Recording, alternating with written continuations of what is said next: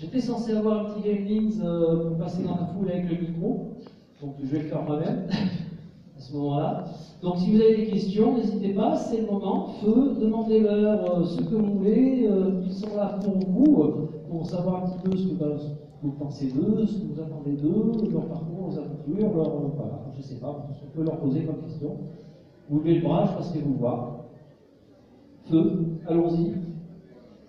Ah bah c'est parfait, ça va très bien. Courage, merci jeune fille.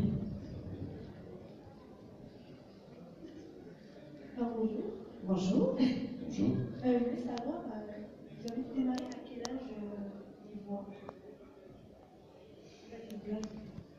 Alors, on commence tous par être comédien, donc moi j'ai commencé par faire des cours dramatiques, j'avais 18 ans, ouais.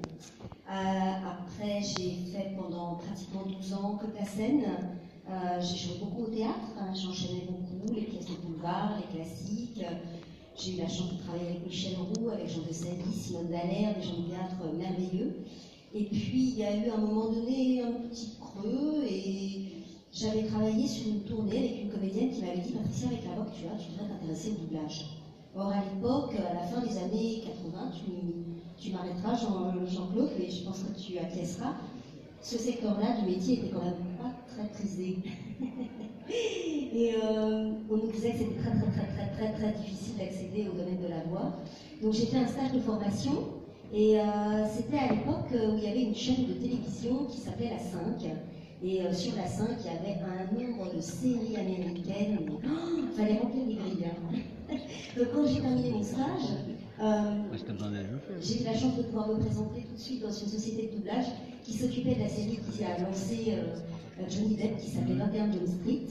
Et c'était donc des policiers qui étaient jeunes et qui s'infiltraient dans des collèges et des lycées. Et donc on avait besoin de voix, voilà, toutes jeunes. Donc j'ai fait quand même pas mal de choses et ça m'a permis de démarrer. Et après, on s'est aperçu que avec ma voix, je pouvais faire éventuellement des enfants. Alors bon, bah, j'ai fait des enfants, ce qui m'a permis de participer à cette série qui s'appelle Dr Queen, femme médecin, où je faisais des petits Brian, donc en plus je faisais des petits garçons aussi. Et puis après, bah, les voix d'enfants m'ont amené au dessin animé. Et alors, bah, le dessin animé, ça a été grand bonheur parce que ça m'a fait accéder à des essais. Pour être choisi, on passe des essais. On est plusieurs comédiens sur le même rôle. C'est envoyé au client, c'est envoyé à la chaîne, et c'est eux qui décident de savoir quelle voix ils décident de prendre pour les personnages. Donc voilà mon parcours, et voilà. Alors, c'est vrai que ça ne quitte plus. Après, c'est vrai qu'on s'amuse tellement dans ce domaine. On n'a pas une journée qui ressemble à l'autre et à celle du lendemain. On ne sait jamais ce qui nous attend. Et surtout, ce qu'il faut que vous sachiez, c'est que quand on se retrouve, en tous les cas, sur un doublage, on ne reçoit pas le film avant, ni le DVD, ni à l'époque c'était les cassettes. On ne voit rien.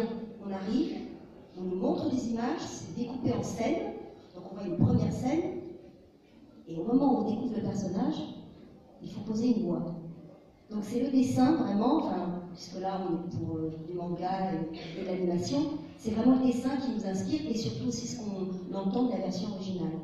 Donc moi ici, je suis présente pour la série Sakura, chasseuse de cartes, et c'est vrai que la comédienne japonaise a une voix qui est un petit peu similaire à la mienne. Elle a en plus un débit qui est très rapide, et du coup ça a collé superbement bien, et c'est comme ça que je me suis retrouvée sur la série. Voilà. Même question? Bon, alors, pour moi c'est beaucoup plus simple, c'est-à-dire que lorsque vous tournez un personnage d'époque dans une télévision, par exemple, il arrive qu'un avion passe alors que vous êtes en costume Louis XIV, alors il va falloir se mettre en studio pour faire ce qu'on appelle de la post-synchro. Et je me suis aperçu que j'avais le sens de ça. Et fin des années 70, début des années 80, j'ai eu la chance de jouer au théâtre pendant 2 ans avec des comédiens mais très chevronnés en doublage. Ça vous dit peut-être rien, Xavier Robot, Gérard Hernandez, etc. Et donc, il m'a demandé si ça m'amusait. Il m'a demandé si ça m'amusait de faire du doublage. Maintenant, ils se battent, les acteurs, pour en faire. Et donc, j'ai commencé comme ça. Donc, 5, j'ai fait ce fameux dessin animé, Cobra, voilà, entre autres. En gros, voilà, rapidement les choses. Et ce qui est très impressionnant pour nous, c'est que quand on a fait ces dessins animés, rien ne présageait de nous retrouver maintenant face à vous.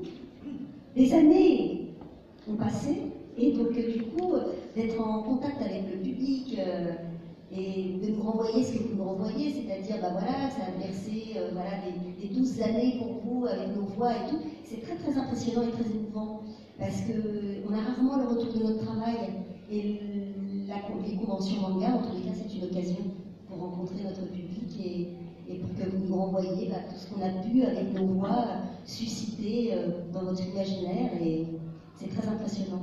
En quelque sorte, comme c'est une discipline de l'ombre, quelque part, vous participez à une sorte de reconnaissance pour notre travail. Et c'est très agréable, bien sûr. Ça a répondu à la question, jeune fille? C'est complet, t'as vu, hein, ça, pour ça, on est quand même mieux lotis qu'il n'y a pas le manga pour 100 ans. On ne peut pas le faire. Une autre question, messieurs, dames, n'hésitez pas, levez la main, j'ai récupéré mon aide de camp, formidable. Quelle voix avez-vous préféré à faire? Excuse-moi, Nico la lumière, est-ce qu'il est possible de baisser? C'est les deux centraux qui sont en train de nous abîmer un petit peu. Voilà, merci. Donc la question c'est quelle voix Quelle voix vous Préférée. préférée? Il y en a tellement. Je pense que c'est les personnalités des personnages qui sont marquants. Bon, moi j'aime bien faire Titi, hein, forcément. Je continue à le faire pour l'émission de France 3, donc une fois par mois, parce qu'on s'amuse beaucoup avec nos camarades, celui qui fait Rominet.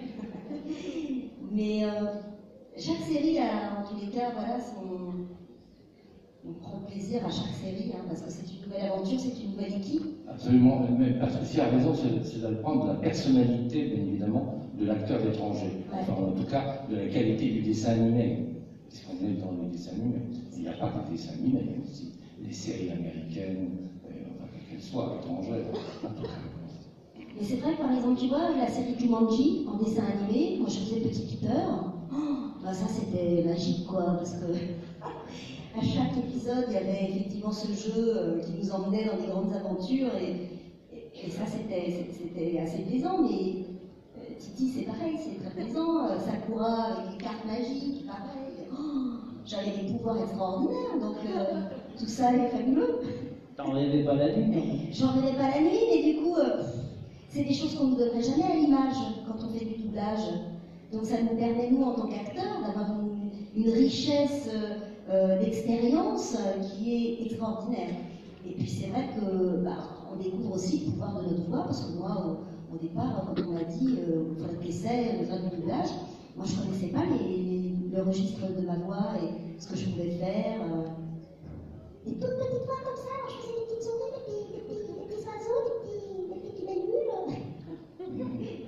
Et quand on entend ça en version originale, on se dit oh, mais est-ce que je vais y arriver? Puis finalement on le fait, et puis on s'aperçoit que la voix peut le faire. Alors après forcément, nous en tant que comédiens, on est habitués à travailler avec notre voix. Donc, mais là, cette discipline-là, c'est extraordinaire. C'est-à-dire que ça nous oblige à une souplesse, puisqu'il faut faire du mimétisme en fonction. Et on change tous les jours de personnage, bien sûr. Donc c'est une souplesse et une adaptation, bien évidemment, au travail pour aller vers le personnage étranger, ce qui nécessite bien évidemment une concentration et aussi une imagination, bien sûr. C'est un entraînement formidable pour des comédiens. Répondez à la question, jeune fille? Ben oui, c'est toujours pour tout. Quelqu'un a une autre question, mesdames et messieurs? N'hésitez pas. Derrière toi, Vito. Ah, bon. Après, il y en aura une par là. Mais vas-y, fonce, t'as vu une jeune fille en attendant, vas-y, là-haut. Bonjour. Bonjour, elle. J'entends Jean-Claude, j'entends Borsalette d'être à la maison. Donc, ça fait chaud au cœur. Mettez bien le micro proche. Approche ton micro de la. Mettez bien le micro proche de vos lèvres. Quand j'entends Jean-Claude, j'entends Borsalette de la fête à la maison. Donc, ça fait chaud au cœur, puisque j'adore cette série. Et je voulais savoir si, du coup, dans votre vie quotidienne, cette voix, Jean-Claude, votre aïeul, est-ce que ça vous a reconnu avec cette voix? Est-ce que ça vous a servi? Vous avez des anecdotes que vous avez confondues avec le personnage? Oui, ça m'a servi dans deux situations particulières. La première, c'est qu'on m'avait mis une contredanse avec enlèvement du véhicule, et je suis arrivé au moment où les préposés commençaient à faire le transfert, et je leur ai parlé, et il y en a un qui a reconnu ma voix. Alors ça m'a permis d'éviter qu'on enlève la voiture et de payer l'amende. Ça peut aider parfois, entre autres. Voilà. C'est arrivé là-bas qui porte. Oui, c'est vrai. Et puis, bien sûr, il y a des gens qui m'ont demandé pour leur anniversaire ou de faire le discours du mariage avec la voix de Cobra ou d'un autre personnage que j'avais doublé. Ouais, c'est une chose amusante, c'est vrai. Entre autres. Patricia, vous avez des anecdotes? Non, parce que ma voix parlée, c'est ma voix parlée, mais par contre ma voix de dessin animé, souvent je la trafique un petit peu. Alors, pareil, moi c'est plutôt les enfants qui m'entourent, j'ai plein de neveux et nièces, et très souvent, en tous les cas à l'école, quand ils disent oui, c'est ma tata qui fait la voix de Titi.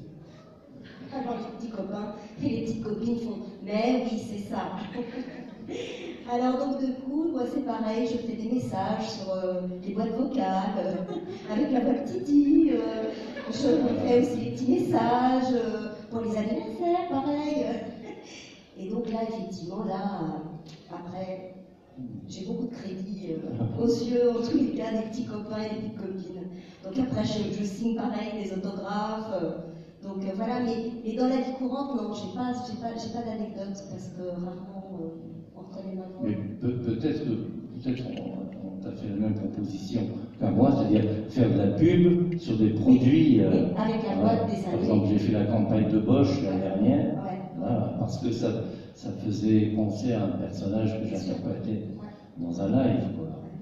Oui, j'ai fait beaucoup de pubs pour McDonald's, pour pas citer la marque d'ailleurs, mais parce que souvent ils ont des campagnes où ils offrent des petits cadeaux et donc du coup tout ce qui est petites schtroumpfettes, tous les petits personnages comme ça et tout, hop ils m'appellent en disant ah Patricia il y a encore un petit personnage, est-ce que tu viendrais faire une petite voix? Alors forcément, hein, ça nous.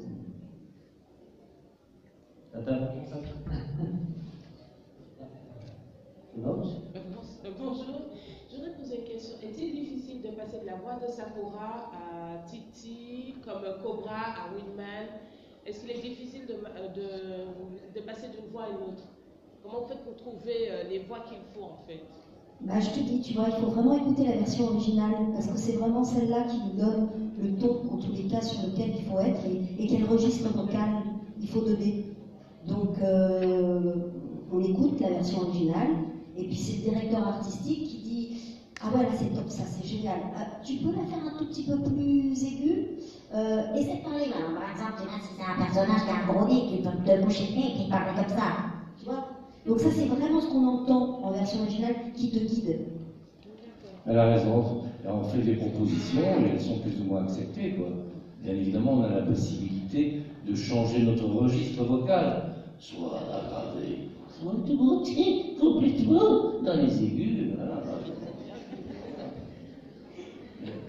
Pour les voix légères, c'est plus facile. Quand vous avez une voix timbrée, magnifique, c'est très difficile pour eux. Mais nous qui avons des voix légères, on peut se déplacer beaucoup plus facilement. Mais pour information, Jean-Claude Tappan faisait aussi la voix de Woodjet, c'est pour ça qu'il monte dans les aigus. Mais Woodjet, oui, par rapport à Cobra, ça sera vraiment la même voix. Du tout, ouais. C'est pas la même tessiture, c'est sûr. Donc voilà, après, les connaisseurs, c'est une question d'imagination, vous faites des propositions, et vous êtes plus ou moins inspiré par tel ou tel personnage, et vous proposez. Voilà. Le directeur de plateau choisit. Sachant que les gens qui vont comprendre, mais aussi que ne sont pas simplement comédiens. Comme tu disais hier soir, toi tu as eu dirigé. Oui, je dirige maintenant. Comme Patricia. Et Patricia dirige encore à l'heure actuelle. Moi je dirige plus. Non, ça fait que 14 ans que je aujourd'hui, je pense. Que 14 ans, donc. Que 14 ans. Non, mais parce que Que 14 ans. ça me paraît pas. Voilà. Quand on m'a proposé ça, moi, c'était très perturbant pour moi parce que j'étais une bonne petite fourmi ouvrière. J'étais très très contente de poser mes petites voix à droite à gauche. Mais c'est une très très grosse responsabilité de diriger un plateau et de diriger tous les comédiens pour une série. Et d'un seul coup, je me suis dit, oh là là là là là, mais qu'est-ce que c'est? Je vais jamais y arriver. Et puis finalement, ce qui est extraordinaire à ce poste-là, c'est que tout l'acquis et l'expérience qu'on a pu avoir dans le domaine de la voix, eh ben, c'est là que ça sert. Et puis ce qui est très très agréable et très gratifiant, c'est de pouvoir transmettre ce savoir. Et moi, j'ai travaillé sur une énorme série qui s'appelait Les Monsieur Bonhomme avec Roger Carrel, la première série, hein, pas celle en 3D qui sévit actuellement, l'ancienne. Et j'ai adoré travailler à côté de Roger parce que il m'a donné des trucs invraisemblables. Je me souviendrai toujours, de temps en temps, sur des dessins animés, on voit un personnage qui claque des dents. Allez claquer des dents au micro, pour que ça s'entende. Et il m'a donné cette combine extraordinaire. Bon, c'est dommage, je vais essayer d'en trouver un dans mon sac. Je vais vous faire la démonstration en direct.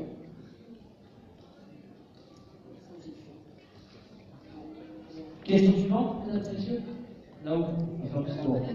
Alors, on prend un stylo, Le claquement de dents. et d'un seul coup, Ah, d'accord.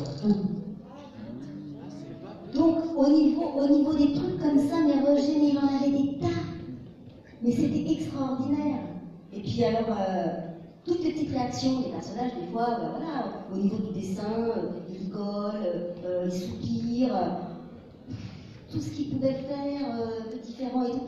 Et ça, je continue à embêter un peu les comédiens parce que c'est vrai que les réactions, c'est super important dans les dessins animés. Et donc l'expression du personnage, que ce soit la colère, que ce soit l'exaspération, des choses comme ça accompagne tout ce que l'on voit au niveau du visuel du dessin. Et ça, voilà, quand on a appris et qu'on peut transmettre, c'est hyper gratifiant et j'aime beaucoup. Question suivante. Approchez bien le micro, n'ayez pas peur de parler. Je voulais savoir, est-ce que vous vous souvenez de toutes les séries que vous avez eu votre voix? Oh là là, non, elles sont tellement nombreuses que, pardon, hein, mais je m'en souviens pas.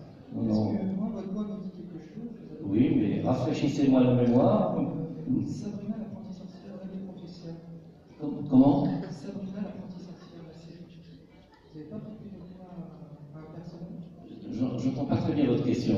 Approchez le micro de vos lèvres. Sabrina l'apprentie sorcière, vous n'avez pas prêté votre voix à un des personnages? La série? Sabrina, oui, c'est possible, oui, c'est possible. Pardon. En 40 ans, oula, je ne m'en souviens. Moi, j'essaie de tenir à jour un peu, on va dire, mon CV, parce que maintenant, on les demande beaucoup. Mais tout ce qui est le démarrage, j'ai un petit peu de mal. Là, j'ai rencontré quelqu'un qui m'a parlé des contes de la crypte. Waouh. Je ne me souvenais absolument pas du nom des personnages. Ah oui, ça je m'en souviens, j'en ai fait quelques-uns. Hein, on faisait ça chez Jacques, qui marquait, mais je ne me souvenais pas du tout, et ça m'a rafraîchi la mémoire, de m'a raconté des épisodes. J'avais oublié, parce qu'on oublie, et quand d'un seul coup on nous rappelle ça, on retrouve la troupe, on se rappelle de qui était avec nous à côté de nous au micro, on se rappelle bien évidemment de qui dirigeait, et puis on se rappelle du studio, où on allait, où on se rendait, et comment se déroulaient les journées. Pour bien faire, il faudrait qu'on potasse, oui, Wikipédia, je sais pas. C'est même pas ajusté vraiment. Les restes doublage, Il n'y a pas tout. Mais rien que pour ceux, il y a des fans de votre chaîne. Je vais voir par exemple, il y a des fans de votre ouverture. Oui. Tu peux leur faire.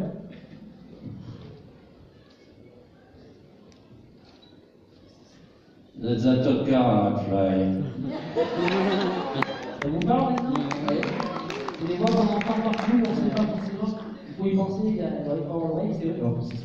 Je ne fais quoi, pas bien. J'aime bien cette petite touche. Un peu moins pour toi, parce que bon, je ne regardais pas trop 5 fois, j'avais 15 ans, mais c'est vrai que je n'ai pas trop de référence pour la petite toi. Oh, bah, de revoir un robinet.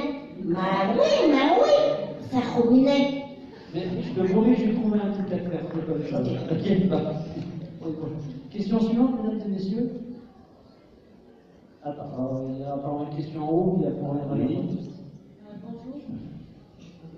Est-ce que vous pouvez faire 3 persos pour Patrice et le est-ce que vous pouvez éviter les meilleurs persos que vous avez? Allez, le club des Ham en route. Ça c'est comme Tarou, vous êtes petite fille. Et puis donc Sakura, clé du son sacré. Oui. Et bon.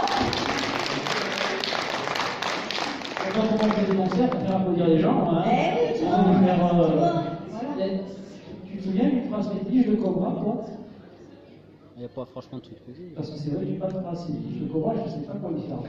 Ça remonte à tellement longtemps que je peux aucune phrase qui me revient en mémoire.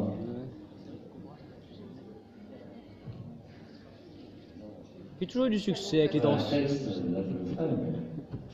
Cela dit, c'est aussi la voix de Feu Stanley dans tous ses caméos, c'est pas dans les années. Ah oui, mais ça c'est beaucoup plus récent. On est proche de la tombe. C'était un peu plus loin. Question suivante. Bonjour, vous m'avez pensé, parce que c'était par rapport à Stanley, ma question. Ah oui. Je voulais vous demander, en fait, je sais que c'est des petits caméos qu'il a fait au fur et à mesure, mais à chaque fois d'être rappelé, c'est vous qui avez demandé à chaque fois de refaire sa voix ou on vous a volontairement demandé de recommencer? Ah non, non, on m'a demandé volontairement de recommencer, bien sûr, compte tenu de l'âge de Stanley qui vient de décéder d'ailleurs. Donc évidemment je triche. Parce que ma voix ne correspond pas initialement à celle de Stanley. Vous saviez un peu d'avance que quand il y aurait des caméos, ça serait vous qui serez forcément là. Absolument, puisque cette voix m'a été, ce personnage m'a été attribué. Et juste comme ça, vous avez un peu connu Stanley en de nom, de réputation, de vue.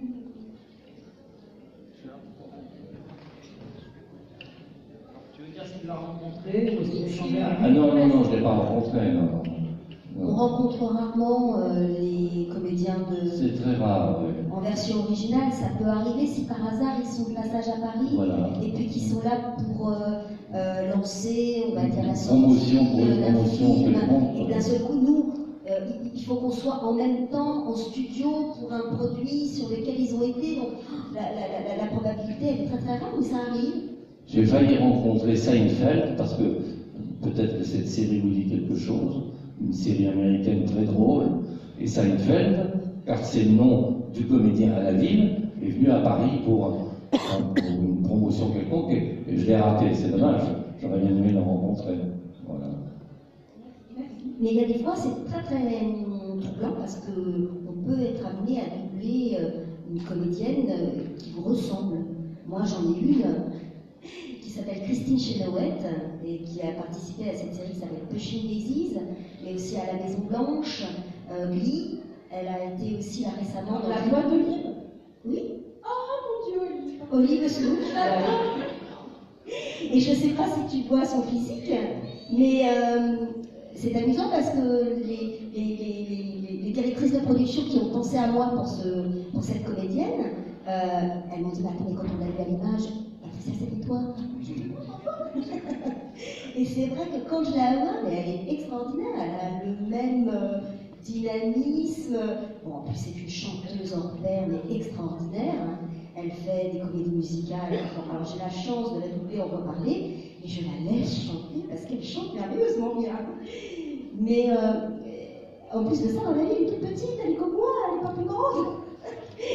Donc c'est très troublant. Mais, et du coup, bah, alors là, c'est comme si on rentrait, mais vraiment, on a juste à enfiler le costume, et là, on se laisse porter. Et quand c'est des comédiens de cette qualité-là, mais on est comme dans des chaussons, quoi, puis on n'a qu'à la suivre, parce qu'elle fait des ruptures dans son jeu, mais moi, je la regarde, et puis voilà, je me laisse aller, parce que je lui fais confiance, c'est elle que je suis, et moi, je prête juste ma voix en français. Voilà.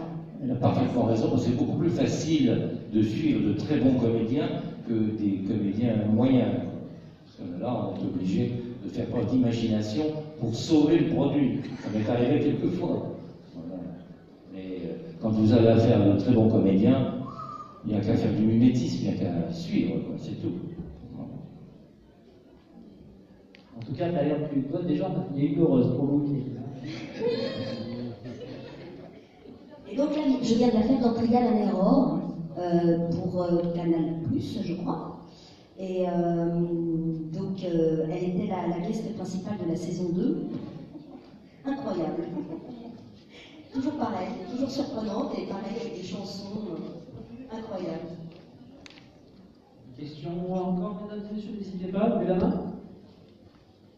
Ah, là, l'eau. Sur ta gauche. Ah, c'est du sport. Bonjour.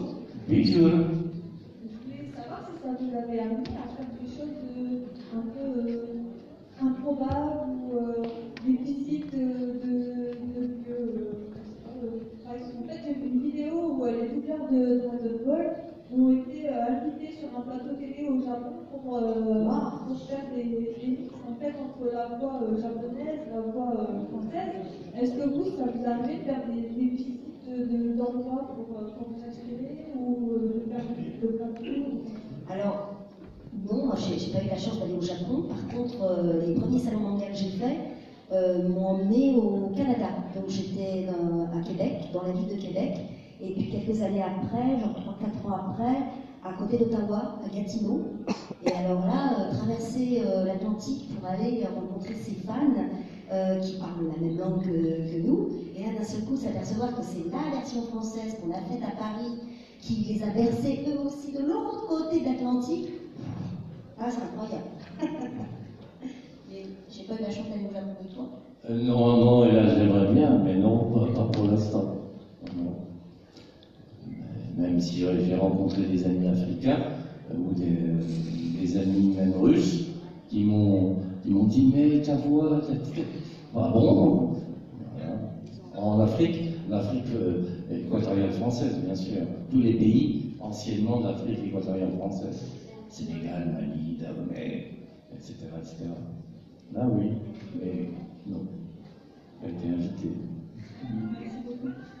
Pour répondre à ta question, d'une autre manière, tu parlais des comédiens qui m'ont rencontré, tu veux dire principalement leurs homologues, qui ont vraiment juste visité les lieux pour s'inspirer de ce qu'ils font. Ah oui, ça c'est autre chose. La question, en fait, elle était à deux. C'est pour ça que je comprends. Elle est à deux niveaux, la question. Ouais, un peu qui sort de la routine du studio. Ah oui, non. Parce que du coup, pas cette chance. Pour les rencontres, c'est différent. Voilà. Certains ont eu cette chance. Quand il parlait aussi l'an dernier, il était au Japon et a rencontré son homologue japonais pour Freezer. Brigitte Lecordier, il y a une vingtaine d'années, a rencontré son homologue pour son Goku. C'est, je vous le dis, 12 mois, je leur en ai parlé hier soir et j'en ai parlé à d'autres. Moi, maintenant qui travaille avec ces gens-là, je suis content. L'objectif dans le futur et dans les années à venir, c'est d'essayer de faire un voyage au Japon avec un maximum de ces comédiens pour leur faire rencontrer ou leurs homologues ou le public japonais. Parce que le Japon, il y a une vraie culture, on sait, pour le doublage à travers ce qu'on appelle les seiyuu. Et c'est vrai qu'ils soient français, russes, yougoslaves, ils ont cette passion parce qu'ils représentent ces personnages phares, quelles que soient les générations.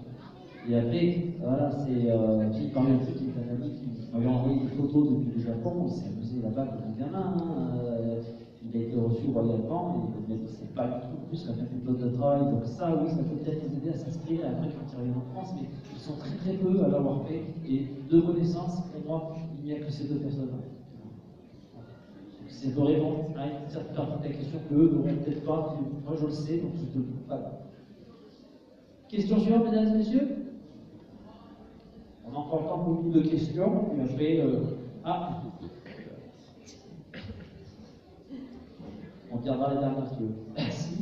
Bonjour. Je m'excuse, je ne me lève pas parce que j'ai un petit problème au dos. Mais ne t'inquiète pas. Pas de problème. On est assis nous aussi. Je voulais savoir, la question, ça va s'arrêter un peu plus à Jean-Claude parce qu'il a interprété Cobra. Si lorsque vous écrivez le texte d'un personnage que vous avez déjà interprété et qui est devenu un peu du rôle, vous arrive de parler avec le directeur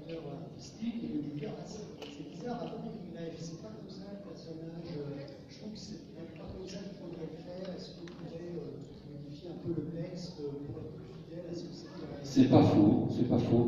Pour la deuxième série, c'est-à-dire que la première série a eu lieu aux alentours de 1985, la deuxième en 2010, et effectivement je suis intervenu plusieurs fois en disant que j'étais seul, je n'enregistrais pas avec mes camarades, mais il se trouve que bon, pour des raisons de planning, j'étais tout seul, tous ces enregistrements, et j'ai dit non, là, à mon avis, c'est pas tout à fait l'esprit, il faut changer le texte, même si je ne comprends pas le japonais, bien évidemment. Mais pour être plus proche du personnage initial, j'ai fait des propositions, bien sûr. Et ça vient, excuse-moi, c'est juste pour apporter une petite précision, ça vient du fait que souvent, quand il y a un décalage comme ça, on ne retrouve pas les auteurs, les adaptateurs qui ont fait les premières saisons. Voilà. Donc du coup, tout ce qui était gimmick, tout ce qui était phrase, culte du personnage et tout, bah, si la personne n'a pas pris le temps de regarder les DVD ou de regarder la série précédente, voilà. Il fait avec la version originale, puis il fait à sa sauce, parce que c'est un adaptateur. Voilà. Tout à fait, et donc la deuxième série a été faite, il faut que les entreprises fassent la loi, sinon c'est pas possible. Oui, j'avais appris ça, oui. Mais j'ai demandé à passer un essai parce qu'il y avait quand même 15 ans de différence, et comme entre-temps je m'étais mis à fumer, ma voix s'était aggravée, j'avais peur de ne pas retrouver le grain, et puis bon, je l'ai trouvé en allégeant un peu. Voilà, ma voix. Merci beaucoup d'avoir accepté de refaire la voix. J'étais très heureux de le refaire.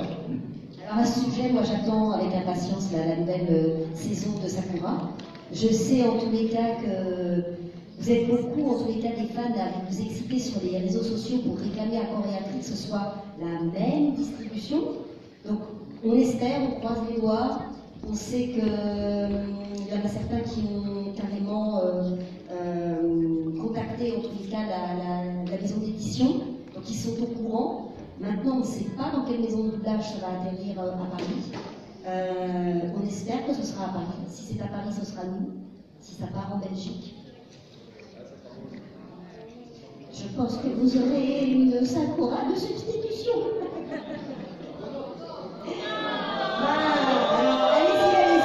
Moi j'ai suggéré en tous les cas que vous fassiez une pétition. Voilà, moi ce que je vais vous dire, ce que vous allez faire, c'est comme pour le mon animation de ce qui sort, on discutait avec Vincent, qui disait, donc Vincent Robion, qui est la voix de qui, disait, moi c'est un personnage qu'il adore, que vous n'avez vraiment pas lâché, et il n'est pas sûr d'avoir le rôle, donc on a lancé un type de pétition sur internet.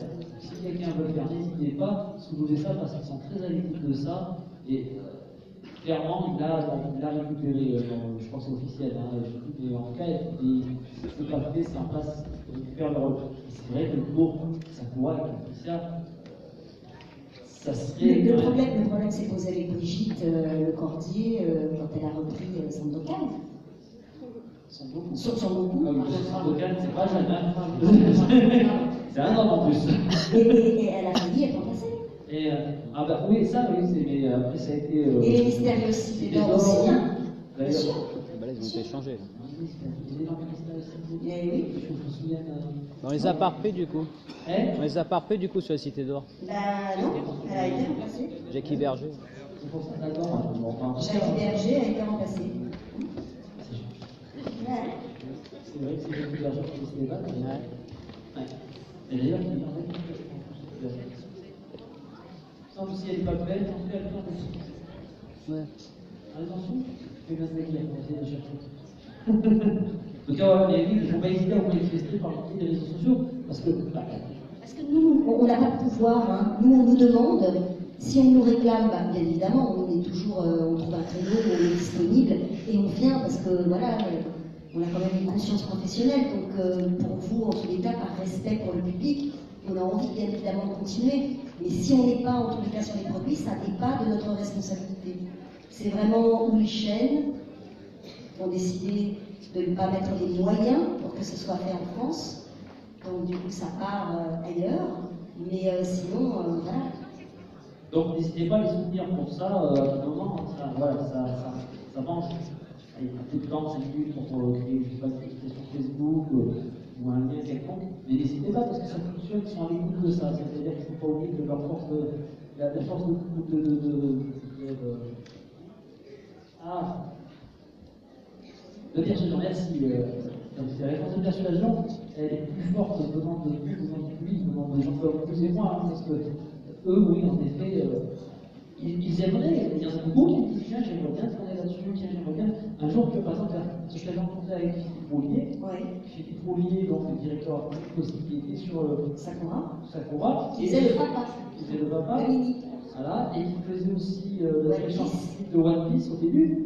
Quand je me revois discuter avec le chef de projet quelques mois après, elle me disait en tapant du coup, tu peux pas lui parler de travail, j'aimerais bien bosser avec lui. Voilà, vous voyez, c'est le chef de projet, hein, pour tout le monde, c'est quelqu'un d'important, mais au sein de ce milieu-là, c'est pas les comédiens qui décident, ils peuvent avoir la voix de Léo pendant 15 ans, si le directeur artistique veut changer du jour au lendemain, ou la production, quoi que ce soit, eh ben, il faut quand même l'employer. Parce que moi, je m'étais battue pour Roger Carrel, pour le petit dinosaure. Il y avait eu une série dont je m'étais occupée sur TF1, une série d'animation. Donc, on avait fait 24 épisodes, je crois, de cette série-là. Et il fait le petit oiseau qui s'appelle Pétri. Et quand on a démarré cette série pour TF1, je me souviens, la cliente est arrivée en disant oh oui, c'est formidable, non, on va abandonner complètement ce qu'on a fait sur les DVD. Et donc, non, les téléfilms, c'est une chose, mais là, vraiment, on va mettre le cachet sur le crédit, c'est pour TF1, et ce sera différent. J'ai dit, mais attendez, là. Maintenant, les petits, la Carrie, ok, mais ils ont tous des frères et sœurs qui sont un tout petit peu plus grands. Les DVD, ils doivent être déjà à la maison.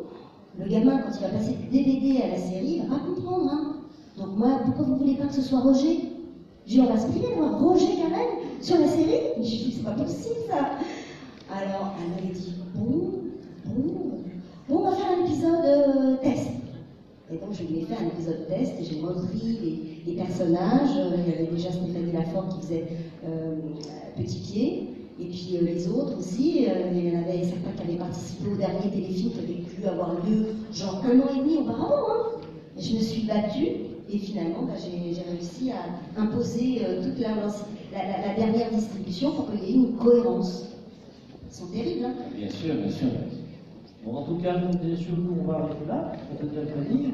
Eh bien, merci à tous. Merci à tous. Merci pour votre patience. Merci beaucoup. Alors, juste pour cette fois, il y a eu deux amis qui sont arrivés, il y en a peut-être qui n'ont pas assisté. Donc, juste pour leur dire au revoir, si tu peux le faire en mode Sakura. En même temps, alors? Je ne pourrais pas en même temps. Toujours plus. Alors, en même temps. Bon, allez les je vous dis à bientôt.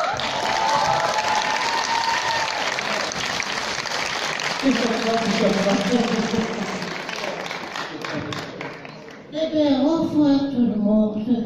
Je suis complètement surpris par cette assemblée. Oui. Merci à vous, Rita. Merci à vous. Vous pouvez retrouver sur l'espace de classe, ça va être un carré. Voilà, donc...